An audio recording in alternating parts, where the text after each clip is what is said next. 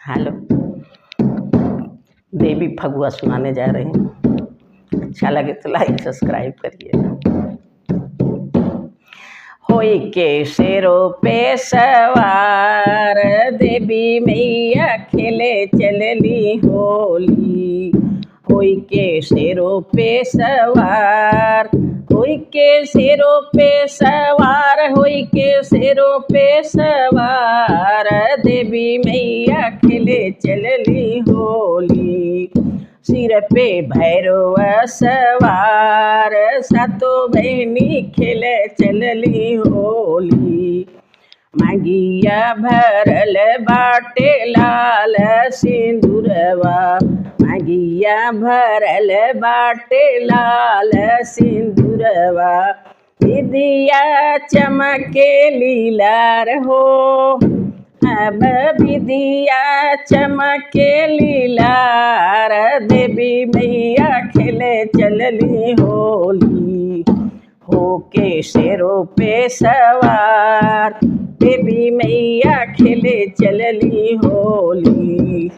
होई के शेरों पे सवार देवी मैया खेले चलली होली। गलवा में सोहेला गज मोती हरवा, गलवा में सोहेला गज मोती हरवा।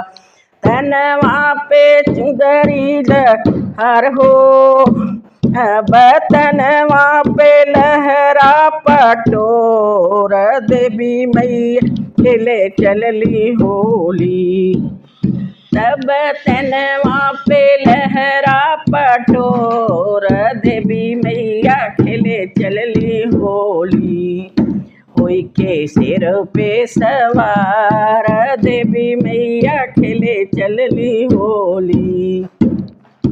पाँव में सोहेला पाँव पैजनिया, पाँव में सोहेला पाँव पैजनिया। हथवा में सोहे तलवार हो, अब हथवा में सोहे तलवार देवी मैया खेले चलली होली।